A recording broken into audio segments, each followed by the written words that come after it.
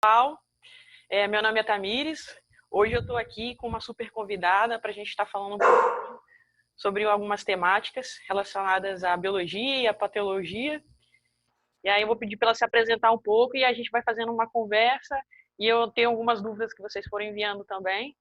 E aí a gente vai desenvolvendo. Bom, oi pessoal, meu nome é Thaisa Rodrigues, eu sou professora na UFES e eu sou paleontóloga. Eu sou formada em biologia e tenho mestrado e doutorado em zoologia, fazendo minha tese com pterossauros, que são répteis voadores. Conta pra gente como que foi assim, essa sua descoberta, como que você começou a trabalhar um pouco com essa área. Que ela é bem diferente, né? Era uma coisa que usualmente a gente escuta. Assim, eu acho que a minha história é muito parecida com de várias outras pessoas na paleo. São pessoas que gostam de dinossauros desde criança. Você vê filme, documentário, vê um monte de notícias e acho que aquilo vai crescendo, né? Aquela curiosidade. Então, tem muita gente da paleo que começou assim, era uma curiosidade que tinha desde criança ou realmente alguma coisa que foi crescendo e foi, digamos assim, desenvolvendo numa vontade um pouquinho mais amadurecida de continuar pesquisando sobre isso. Então, eu era uma criança que adorava dinossauros. Essa é a questão. Então, eu entrei na biologia porque eu gostava de várias coisas, na verdade. Mas uma das coisas que eu gostava muito era de fósseis. Eu queria entender mais sobre eles. Então, quando eu entrei na biologia, esse era um dos meus grandes interesses. E quando eu me formei, eu resolvi que era o momento de eu dar continuidade a esse interesse e que era o momento, de fato, de eu me especializar, vamos colocar assim.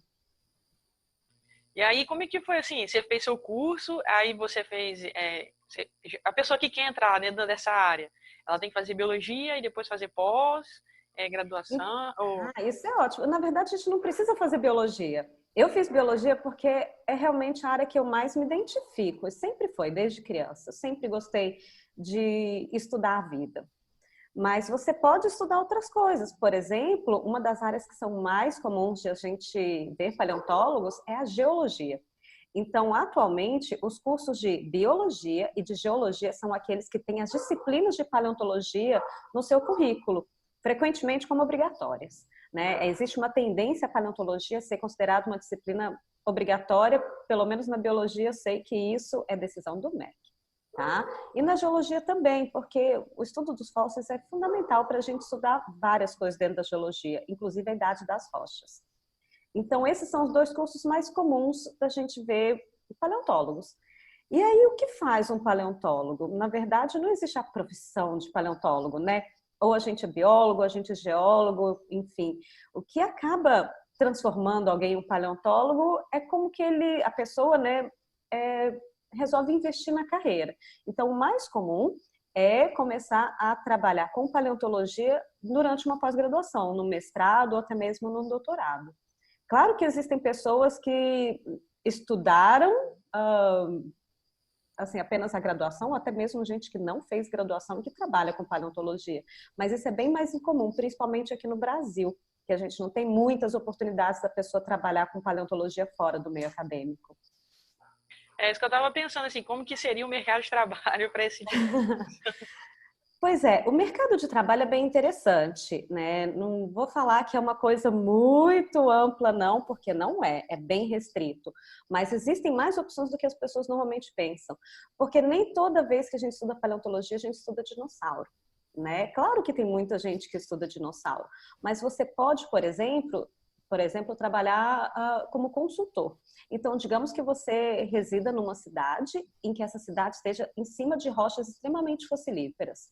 Cada vez que acontecer uma escavação, por exemplo, para você construir uma casa ou construir um prédio, pode ser que você descubra fósseis nessa escavação.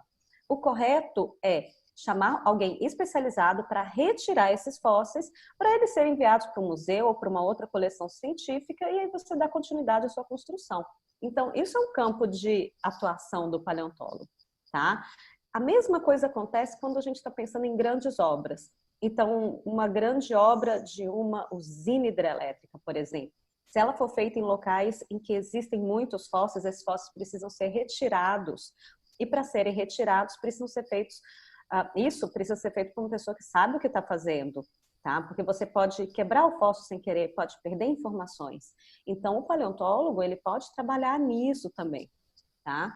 E o mais comum, porém, é que o paleontólogo vai ser professor ou pesquisador, né? Ou mais comumente os dois. Então, a maioria dos paleontólogos no Brasil hoje em dia atua como professor, atua na academia de uma forma geral, né? Você pode contar um pouco pra gente qual foi a primeira atuação sua, assim, nessa área, depois que você começou a estudar e você, ou não, vou... Eu não sei se existe um marco assim da primeira atuação. Eu comecei a trabalhar com paleontologia quando entrei no meu mestrado. Então, eu fiz um projeto, era um projeto para estudar material que está já em coleção. Então, eu não dependia de encontrar nenhum fóssil em um trabalho de campo, por exemplo, o que dá uma certa tranquilidade quando você está fazendo mestrado, né? Porque você não pode arriscar não encontrar o seu resultado. Mas acho que foi assim, um dia eu estava fazendo uma prova e no outro dia eu entrei no mestrado. E aí? Agora se vira aqui, toma esses fósseis, pega na tua mão e entende o que eles são. Então acho que foi meio, ao mesmo tempo que não foi uma transição brusca, foi literalmente algo de um dia para o outro, né? De repente peguei um monte de coisa, eu tinha que descobrir o que elas eram e eu nunca tinha visto aquelas coisas na minha vida. Então foi aprendendo assim. É... Eu vi que você participou de algumas ações fora do país, e eu também vi que você faz algumas ações também em escolas, tem o Paleoarte, né? Você pode falar um Ah, pouquinho pra sim. gente? Então, esse foi um. Bom, de uma forma geral, os paleontólogos trabalham muito junto às comunidades, porque é inegável, né, que crianças ou mesmo muitos adultos adoram fósseis, adoram dinossauros. E mesmo quando a gente mostra um fóssil que não é um dinossauro, que se for um peixe, as pessoas acham muito legal saber que está vendo um objeto que representa um ser vivo que morreu há, às vezes, milhões de anos. Então, fazer essas ações de extensão é muito parte do paleontólogo. E eu tive o privilégio de fazer o mestrado e doutorado no Museu Nacional. Então, trabalhar com exposição, com público, era algo muito inerente do museu, e ainda é. Mesmo que o museu hoje em dia esteja fechado em obras de recuperação, eles ainda fazem exposições, eles ainda fazem muitas atividades junto à comunidade. Então, quando eu vim para o Espírito Santo, um dos objetivos meus era continuar fazendo isso. Mas é um pouquinho difícil, porque onde que a gente vai fazer? E aqui não tem depósitos fossilíferos para a gente levar as pessoas para campo e escavar. Então, quando foi alguns anos atrás, eu escrevi um projeto em que a ideia era levar a paleontologia para a escola. Mas como que eu vou fazer isso se eu não tenho muitos fósseis para mostrar? Ou eu não posso levar, assim, alunos para fazer uma escavação, porque não tem lugar nenhum no Espírito Santo. Então, uma das coisas que eu achei que seria interessante fazer é trabalhar paleoarte. Então, toda vez que a gente vê um filme, um documentário, ou mesmo um desenho de dinossauro na internet, existe alguém que fez aquilo. A pessoa que fez isso é o paleoartista. É uma pessoa que ele, obviamente, tem que dominar desenho, escultura, ou o que quer que seja o meio, tá? Mas ele, ao mesmo tempo, tem que estudar. Então, ele tem que ler trabalhos chatíssimos de anatomia, descrevendo como que era um animal ou mesmo uma planta, tem que estudar os trabalhos falando como ele se locomovia, tem que estudar sobre comportamento. Então, o paleoartista é a pessoa que reúne essas informações. E eu falei assim, ótimo, é uma forma da gente levar. Então, nós fizemos um projeto de 2 anos, junto ao pessoal da Escola Viva de São Pedro. São alunos que já estudam em tempo integral, então eles passam muito tempo na escola, eles têm vários tipos de projetos diferentes. E a gente quis colocar mais um projeto para eles. Então, esse projeto era, pegamos, né, um grupo. O grupo sempre tinha 10 pessoas, mas cada vez que saía um, a gente colocava mais, tá? Então, no final das contas, nós tivemos um total de 21 alunos participando. E eu dava um tema para eles sobre algo que eles nunca viram na vida. Eu falei assim, olha, vocês vão, por exemplo, fazer um trabalho sobre estromatólito. Aí eles olharam assim, que isso? Eu nunca ouvi falar, que nome horroroso, isso está tão distante da minha realidade. Foram lá, fizeram toda a parte da busca na internet, o que é um estromatólito, como eles são, onde que nós encontramos eles. E aí veio outro desafio, que era como que a gente vai pegar essas informações e traduzir para uma maquete. Você sabe, né? Aluno de escola odeia maquete, mas a gente conversou, alguns alunos do nosso grupo gostavam muito de trabalhar com artes, outros nem tanto, mas viram que não era difícil de fazer, era algo que eles podiam fazer. Então, a ideia era que eles estudassem o tema, fizessem assim, uma pesquisa mesmo por conta deles, mas em alguns momentos eles tinham que parar e pensar assim, esses animais todos que viveram durante essa época, viveram no mesmo local? Ou eu vou estar representando numa maquete animais e plantas que viveram cada um de um lado diferente do mundo. Então, eles já tinham que pensar assim, tá? Além do recorte do tempo, tem o recorte do espaço. E eles tiveram que pensar muito em proporções corporais. É muito fácil a gente pensar numa árvore de 30 metros de altura. E depois, como é que você vai representar um insetinho perto dela? Então, acho que foi um desafio bem legal para esses alunos e a gente teve resultados muito legais. Eu acho que para um primeiro projeto mostrou que é mais ou menos esse o caminho. Claro que tem partes em que a gente pode aprimorar, partes que a gente viu que ficou um pouco pesado para eles e outras partes que a gente vê que foi no caminho certo. A gente tinha aluno que não estava assim muito interessado, mas na hora de fazer a parte prática, adorou. Não, agora eu vou fazer uma escultura de um dinossauro. Que aluno que não gosta disso, né? Então foi uma experiência bem legal isso. Foi legal mesmo. Quando eu dei uma lida, assim, eu achei, nossa, muito interessante. A universidade, assim, graças a Deus, ela ajuda, né, muito as comunidades, cria muito projeto de extensão, e isso leva, a gente sai um pouco, né, de lá e leva as coisas para a sociedade, isso é muito bom.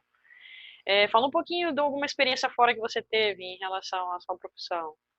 Eu sei, não sei se você chegou, Hum, eu vi algumas coisas relacionadas à Antártica, não sei se você sim, chegou. eu tive várias oportunidades muito legais. Realmente é um privilégio poder ter as experiências da palha que eu tive. Então, os fósseis, pelo menos os que eu estudo, eles existiram numa época que não tinha Brasil. Então, para eles, essas diferenças, tipo, de países não fazem nada, inclusive algumas diferenças de continente, né? Então, quando os meus fósseis eram animais e vivos, eles voavam por aí o mundo todo. Então, é muito difícil a gente pensar em fazer paleontologia sem a gente levar isso em consideração, que os continentes já estiveram mais próximos. Então, os bichos andavam por aí. Então, faz parte da nossa pesquisa viajar.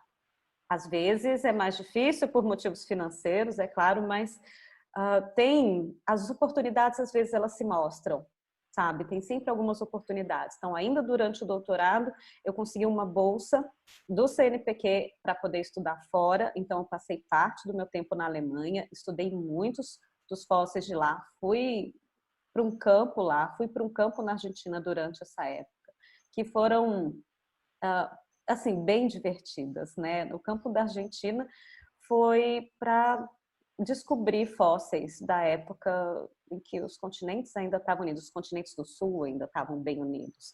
Então, achamos dinossauros, nós achamos crocodilos, nós achamos peixes, foi uma coisa muito legal. Então, você realmente vê aquele bicho enorme, de várias toneladas no campo, e coçar a cabeça e falar como é que isso vai sair daqui?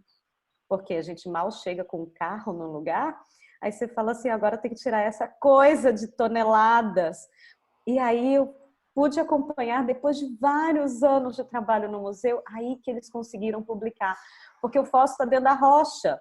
Então, leva-se anos para você conseguir tirar boa parte da rocha e expor os ossos para conseguir estudar ele. Então, essa foi uma das minhas primeiras experiências internacionais e foi muito legal. Depois disso, aí bem mais recentemente, eu fui para a Antártica. O Brasil, ele é um dos países que faz pesquisa na Antártica. Isso é importante do ponto de vista político, inclusive. Todos os países que fazem parte desse grupo de países que tomam decisões políticas e econômicas sobre a Antártica, eles necessariamente têm que fazer pesquisas lá. Então, o Brasil tem alguns projetos que buscam entender a situação da Antártica. Então, tem de tudo. Tem desde projeto que estuda clima, atmosfera, ou mesmo o solo da Antártica, até projetos que estudam a história da ocupação humana. Então, você vai falar, mas na Antártica não tem pessoas. Mas a gente já teve uma caça de baleias muito importante lá, por exemplo. Os primeiros desbravadores que foram para lá, eles construíam locais, tipo casinhas, onde eles passavam alguns meses por ano. Então, dá para estudar isso tudo. Tem pessoas que estudam fisiologia humana na Antártica, quer dizer, como o ser humano se adapta para o frio. Então, esses são estudos que são super importantes, por exemplo, para a Marinha Brasileira, que atua na Antártica. Então, o nosso projeto, que era um projeto chamado Paleo-Antarra, Paleontologia na Antártica, tem por objetivo estudar os fósseis, entender um pouquinho mais sobre a evolução da Antártica. A Antártica, quando a gente fala da era Mesozoica, mais de 100 milhões de anos para trás, a partir de uns 66 milhões de anos para trás, ela fazia parte de um supercontinente junto da América do Sul, junto da África, junto da Austrália. Então, todo mundo estava ali unido. A Antártica, diferente quando a gente pensa no Ártico, que é mais um continente, não tem um continente, né, que é mais o mar que foi congelado, a Antártica tem um continente, é um continente enorme. E por cima desse continente, eventualmente, a gente tem geleiras, mas no verão, algumas partes derretem e esse solo fica exposto. Então, a gente tem solo, tem parte do solo que fica congelado o ano todo, tem pessoas que estudam isso, a gente não foi nesse. A gente queria ver as partes em que a gente tem rochas mesozoicas que ficam expostas durante o verão. Então, a Antártica tem condições muito desafiadoras. Mesmo no verão faz bastante frio, venta muito e o clima muda de uma hora para outra. É realmente muito inesperado. Quando a gente foi para a Antártica, eu participei de um grupo que foi para uma ilha que fica perto, aqui do lado da Península Antártica. Então, a Antártica, ela é tipo assim, e ela tem uma ponta que vai em direção à América do Sul. A gente ficou na pontinha da ponta e já era um clima muito radical.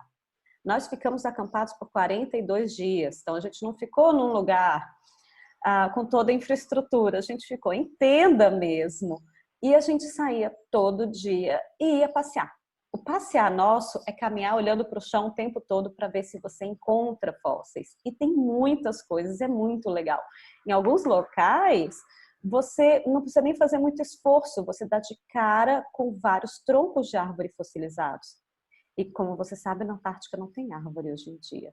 Então, todos ali, eles fazem parte de uma memória de como aquele continente era há uns 70, 68 milhões de anos atrás. Então, foi uma experiência muito bacana e ela é toda organizada pelo Brasil. O CNPq é quem investe nas pesquisas na Antártica. Legal. Mas lá vocês tiram algumas coisas, como vocês falaram que foi na rocha, tirou? Lá também. Então, sim, com certeza. O nosso ideal seria encontrar coisas dentro da rocha. Porque uma vez que você encontra a rocha, que tenha fósseis, todas que vão estar mais ou menos no mesmo nível, devem ter fósseis também. O problema é que justamente o clima da Antártica, ele é muito, muito diferente, ele é muito radical. Então, a gente não conseguiu encontrar muitos fósseis dentro da rocha. A maioria deles já tinham sofrido erosão. Então, como a rocha fica exposta muito a chuvas e neve e calor e frio o tempo todo, a rocha ela sofre erosão e os fósseis eles se destacam, né? Eles têm uma dureza diferente da rocha. Então, muito frequentemente a gente encontrava eles no solo, não é no solo, mas em cima, na superfície. Então, a maioria desses fósseis a gente foi encontrando e pegava de cima, sem precisar fazer uma escavação. O ideal seria escavar. Mas isso nem sempre é possível. Muitos deles, então, a gente encontrava já que a gente fala que estão aflorando. Eles estão na superfície porque a rocha foi erodida e como eles são mais resistentes do que a rocha, eles ficavam lá. Então, às vezes, você está andando e você dá de cara com um dente de tubarão, ou vários, por exemplo. Ou como é o caso desses troncos de árvores também. Teve alguma coisa assim, não só nesse local, mas em outros, que você fez e te marcou? Uma descoberta, uma coisa que você achou? Ai, com certeza. Eu acho que é sempre uma descoberta muito legal quando você dá de cara ou finalmente encontra um fóssil, né? Quando eu cheguei na Antártica, por exemplo, eu estava assim para o coordenador do projeto: ei, de que cor que eles são? O que é para eu procurar? Porque você não sabe muito bem qual a sua imagem de procura, sabe? Eu sei que é para procurar um osso, um dente, mas qual é a cor deles? Que cor que ele vai estar preservado para eu sair procurando? Então, até o olho começar a achar o primeiro, eu passei uns 2 dias assim: ai meu Deus, onde estão as coisas? Aí eu estava conversando com o coordenador do projeto, justamente falando isso e mais aquilo, o que a gente vai fazer? Aí eu olhei para o chão. E no que eu olhei no chão, eu vi que a gente estava em cima de um monte de fósseis, de ossos, provavelmente de um réptil marinho. A gente estava pisando. Eu olhei, eu parei de falar e eu falei assim: ei, sai, vai para trás, você está pisando nos fósseis. E foi assim que eu achei meus primeiros da Antártica. Eu não estava procurando eles, eu estava desesperada, porque, na verdade, estava procurando, eu estava meio desesperada que eu não estava achando, e eu estava pisando neles sem ver. Aí eu olhei assim: nossa, tem um monte. E quando eu fui vendo, foi enchendo a mão, foi enchendo a mão, vai enchendo a mão. Eu falei: pera, tem muito mais do que eu estava pensando aqui, então vamos aproveitar esse local. E depois, de fato, a gente achou um monte de coisas legais nesse local. Ah, bacana. Aí depois vocês fazem o quê? Vocês vinham para algum lugar para análise ou vocês mesmos fazem? Sim, o que a gente faz para o projeto Paleontar, mas também para outros projetos, tá? É que você está na Antártica, não tem muito que a gente vai fazer com os fósseis lá no nosso acampamento.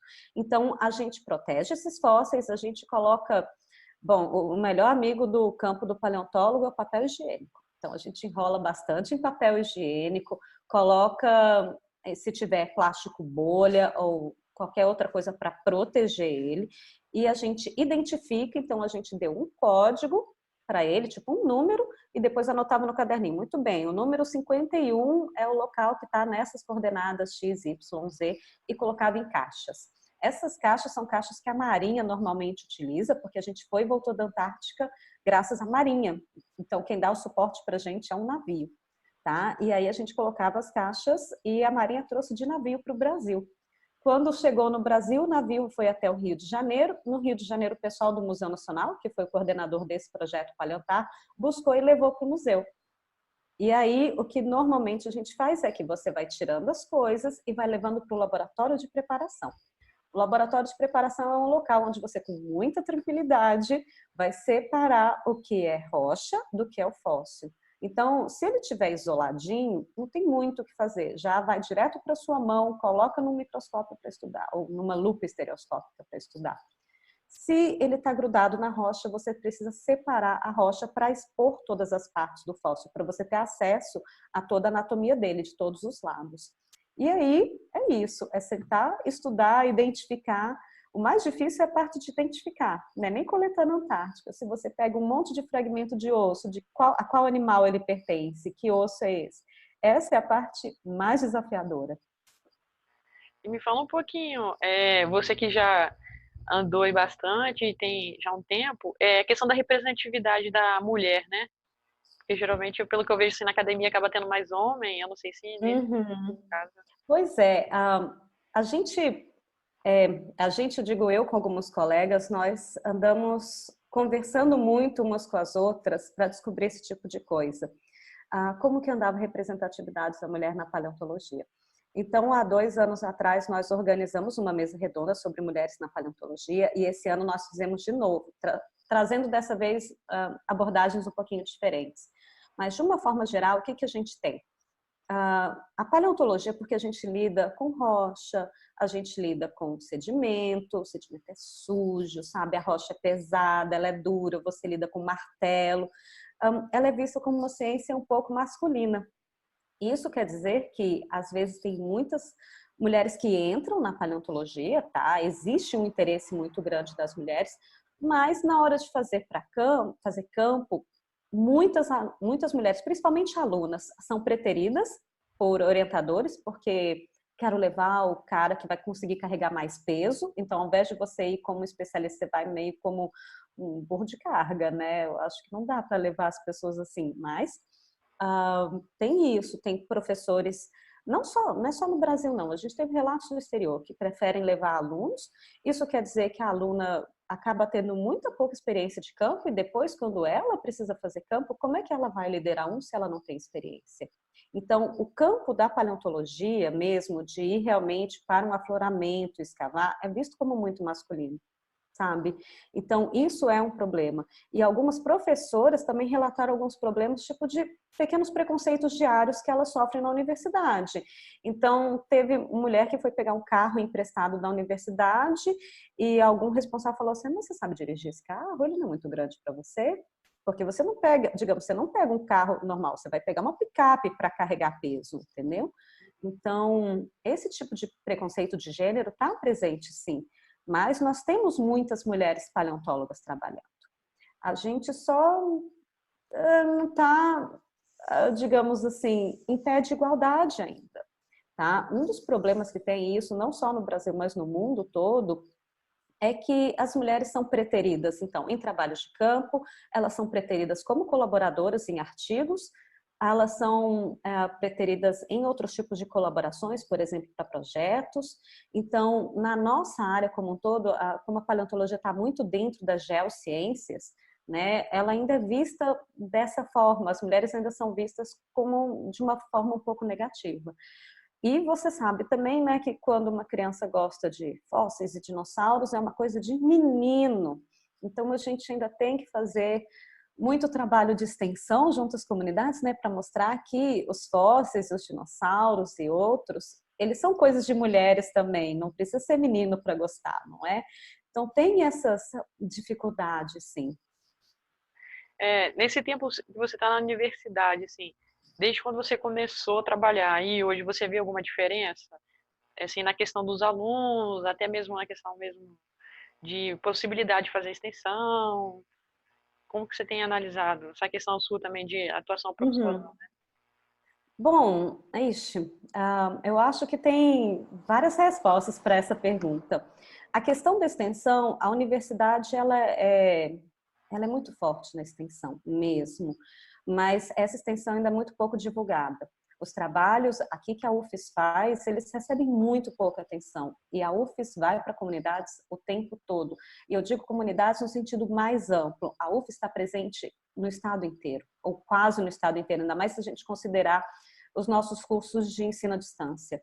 Então, a UFES consegue chegar em muitos locais e tem vários projetos. Eu acho que, claro, né, os projetos de extensão, de uma forma geral, eles estão muito centrados nas cidades onde tem os campi, mas eles são pouco divulgados. Então, eu conheço, como, por exemplo, eu trabalhei por quase 5 anos em Alegre, eu conheço um monte de projetos de extensão super legais de lá e que aqui em Vitória a gente não conhece. Mesmo as pessoas que trabalham diretamente com a extensão na UFES não conhecem.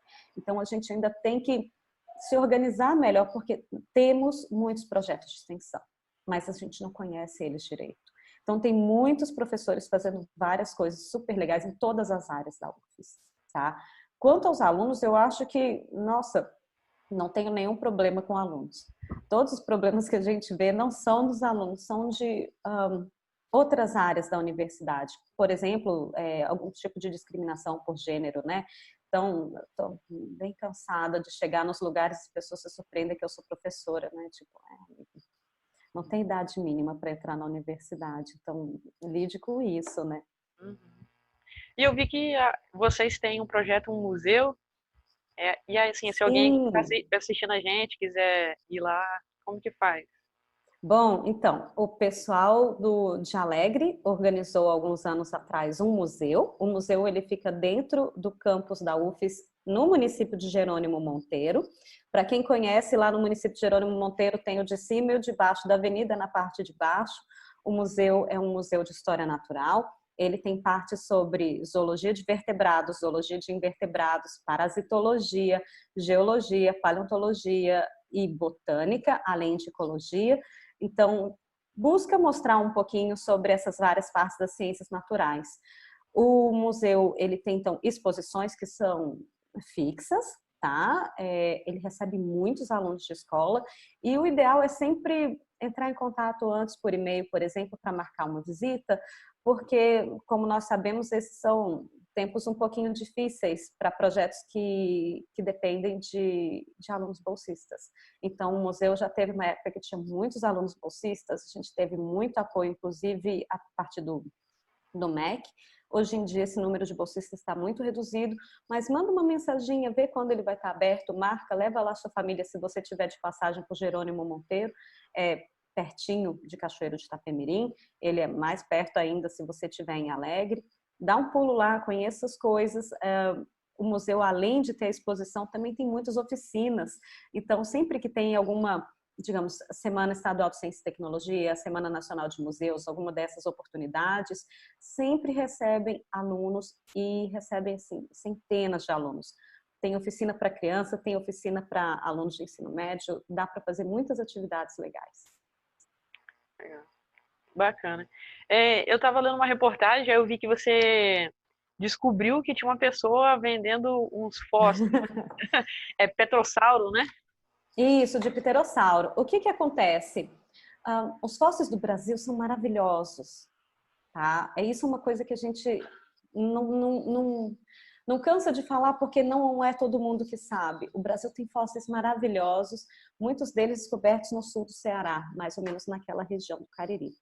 Então, esses fósseis, durante décadas, foram alvo de tráfico de fósseis. Então, para o Brasil, o fóssil é considerado como um bem da União. Você não pode escavar sem autorização e você certamente não pode levar para fora do Brasil sem autorização e você não pode vender sem autorização.